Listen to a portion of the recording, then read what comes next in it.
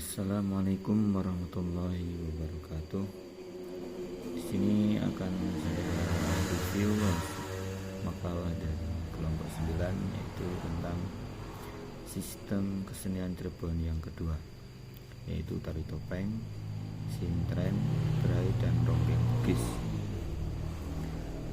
Tari topeng ireng, jenis kesenian dari Cirebon ini masih lestari dan berkembang pesat adalah kesenian tari topeng, yakni ketika menghadapi hambatan dakwah dari Pangeran Malang dan Sanurlah, Sunan Gunung Jati menggunakan peran Nyimas Gandasari memainkan tarian topeng. Tokoh dalam kesenian ini disebut dalang topeng. Di Cirebon, tari topeng memiliki 4 gaya, yakni topeng Losari, topeng Selangit, topeng Gegesik, dan topeng Palimanan. Keempat gaya topeng tersebut memiliki karakteristiknya masing-masing. Kesenian ini seringnya dipergelarkan pada ritus sosial keagamaan. Pada siang hari adalah pergelaran tari topeng, sedangkan pada malam harinya pertunjukan wayang kulit sampai pagi. Kesenian tari topeng Cirebon pada umumnya dibedakan antara topeng babakan dan topeng lakon.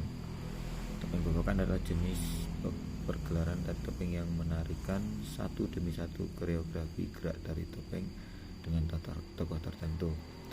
Oleh karena itu, pada topeng babakan, khususnya dari gaya topeng Selangit, Palimanan, dan topeng Sujana Arja dari Selangit, bahwa selain tampilan topeng babakan dengan topeng aki-aki, pentol, dan topeng tembam, kehadiran ketiga topeng ini berperan sebagai pengisi jeda tarian dan dengan sangat halus memberikan penjelasan atau pemaknaan terhadap tarian yang harus dipergelakan.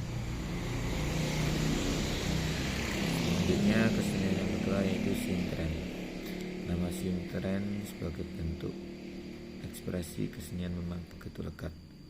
Di Indonesia, seperti yang dijelaskan Jacob Sumarjo, bahwa kesenian rakyat seperti ini dijumpai di beberapa daerah seperti Gajele di Banten, Sebelang di Banyuwangi, Sahyang Dedari di Bali, dan beberapa lainnya. Seolah kekuatan mistismenya itulah yang dipergelarkan. Selanjutnya, kesenian berai. Seni tradisional berai merupakan salah satu kesenian khas Cirebon Islam yang dibawa oleh Nabi Muhammad.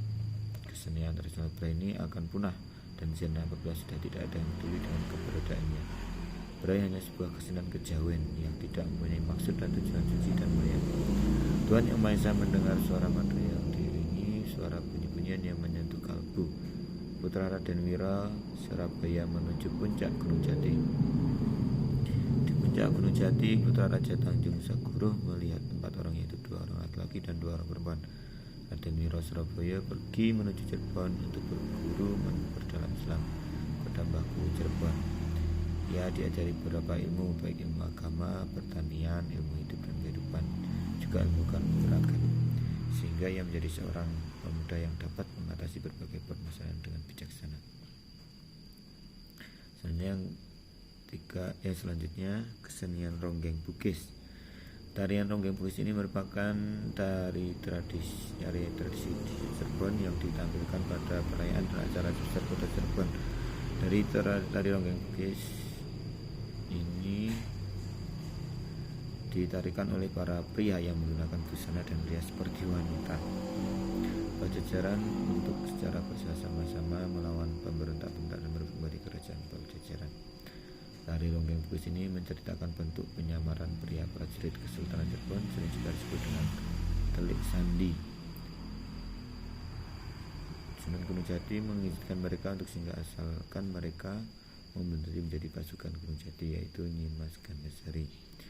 Tari ronggeng bugis adalah salah satu strategi yang digunakan Kesultanan Cirebon sebagai telik sandi dalam mengintai musuh. Tari ronggeng bugis yang beranggotakan para prajurit Kesultanan Cirebon ini mampu membuahkan hasil berupa informasi yang dilakukan kerajaan Galuh Pajajaran. Dan pelestarian nilai-nilai budaya dalam era modern yang berkembang, tari topeng menjadi jembatan yang menghubungkan masa lalu dengan masa kini, menjadi agar kekayaan budaya tetap hidup dan relevan. Ini menciptakan bentuk seni yang unik di mana komunikasi tidak bergantung pada kata-kata, tapi pada kekuatan gerakan yang kaya akan makna. Tari topeng menjadi bahasa universal yang dapat dipahami oleh berbagai lapisan masyarakat. Kearifan lokal dan nilai sosial. Dalam setiap pertunjukan, cerita yang diperankan oleh para penari mengandung pesan-pesan moral dan etika yang dihargai oleh masyarakat Cirebon. Representasi nilai-nilai kehidupan. Setiap gerakan dalam ronggeng Bugis adalah narasi visual yang menggambarkan nilai kehidupan. Ini menjadi cerminan kearifan lokal yang diwariskan dari generasi ke generasi. Ekspresi cinta dan romantisme. Ronggeng Bugis seringkali memperlihatkan narasi cinta yang penuh romantisme. Gerakan yang lembut dan romantis membangun atmosfer emosional, sementara alat musik yang indah menjadi pelengkapnya. Perjuangan pelestarian dan tantangan modernisasi. Dalam konteks pelestarian budaya, ronggeng Bugis menghadapi tantangan besar di era modern. Dalam setiap gerakan dan melodi terkandung representasi nilai kehidupan, romantisme cinta, identitas budaya lokal, dan kekuatan komunikasi tanpa kata. Maka menjadi tanggung jawab bersama untuk memahami, menghargai, dan ikut serta dalam upaya pelestarian kesenian ini agar tetap menyinari generasi-generasi mendatang dengan kekayaan budaya yang diadakannya. Sekian review saya. Mohon kritik dan sarannya, mohon bimbingannya. Sekian. Assalamualaikum warahmatullahi wabarakatuh.